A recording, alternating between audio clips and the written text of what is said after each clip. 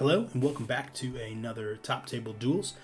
Today we're going to be looking at a ranked match between Exosisters and Spright. We have in the blue HeatLello versus in the red versus kaks. Exclamation mark kaks really wants to emphasize the kaks. So when we're looking at both these builds, starting hands for Exosister, as far as I know for Exosister plays, this is not a terrible hand. It's actually probably a really great-ish hand, maybe not opening double Ellis. Open Shifter's great. Looking at our Spright player's hand, got double Bestial, Shifter, Swap Frog, and Starter.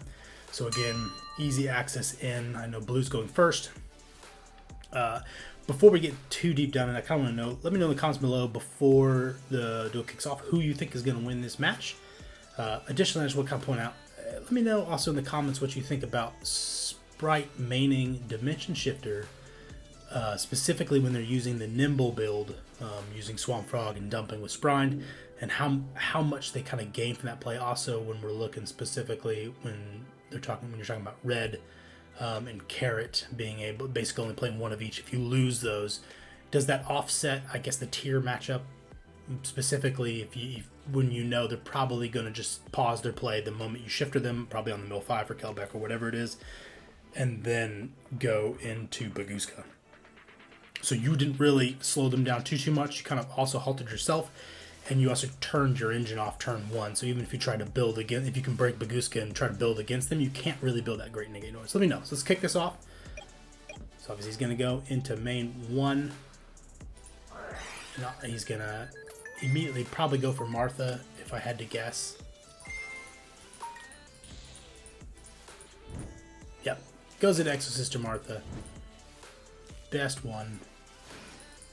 Gets her down, gets the summon out, and at this point, if uninterrupted, it's going to be the double Exy play with a trap.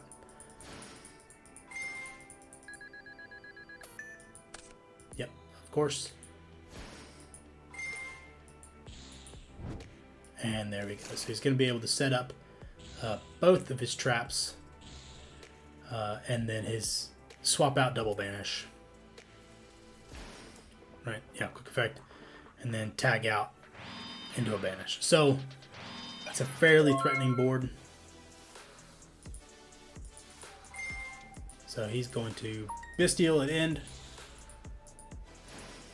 thin the deck just a little bit. I think that's a good play. Druid's Worm, obviously, if he thinks he's going to be able to leave him on the field. Double it up with Ramir, obviously not great.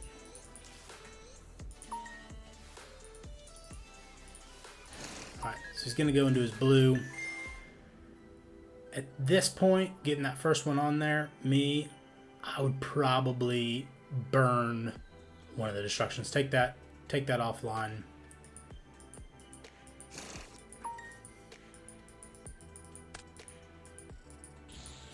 Helping him out, banishing him. Alright, so he's going to let it resolve.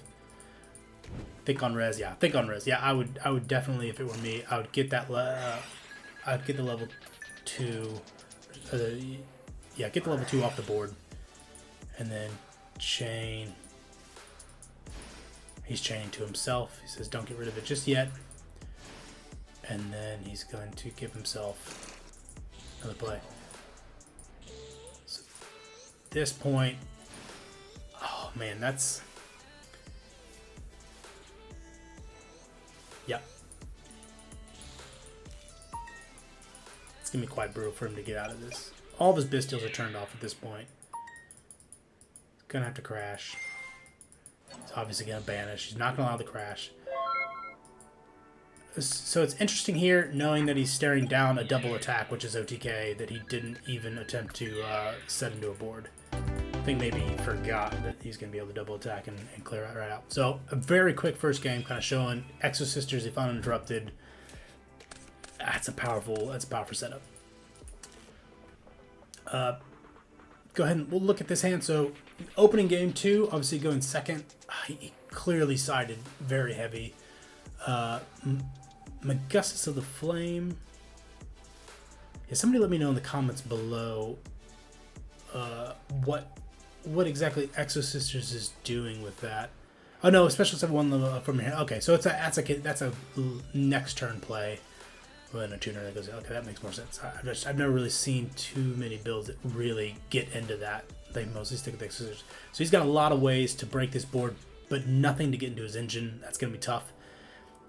Opening dupe, tough.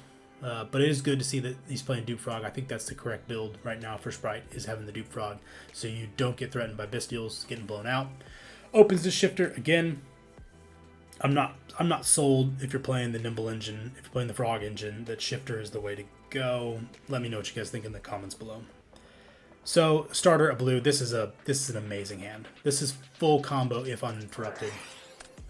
Immediately drops that shifter in. So now he can't do full combo. Spright play is not going to work. And yeah, saving that in permanence, absolutely. He could try to burn it, and then Carrot has to burn him, and then he knows additionally that he has another two in hand. So that's easy. Gets the red on board, which is going to possibly turn him off. But here we go. So he basically takes Spright offline, but he can summon another one, but then he immediately tries to get that. So it brings him down to just 2. That is not a threatening board at all, but knowing your opponent is now down to 2 cards, and you have 1 interrupt in play. Yeah, so he draws Stella, which is going to get him into his board because he can summon it from hand, right?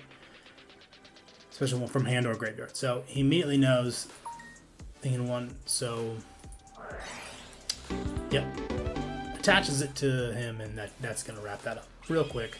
Very easy. I think that was well played by both players. I just think the limitation on the engine for Exosister probably clued him in that wasn't going to make it very far. So again, starting off with packs, most likely going for Martha. She's your way into your main combo play.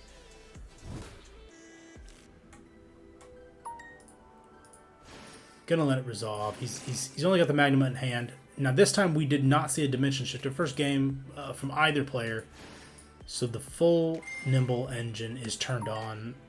The opponent doesn't have much to play through, and he's kind of probably hoping that there's going to be no back row, because while Concealing Light is great, if you don't have a way to get rid of that back row, it's not going to mean too much.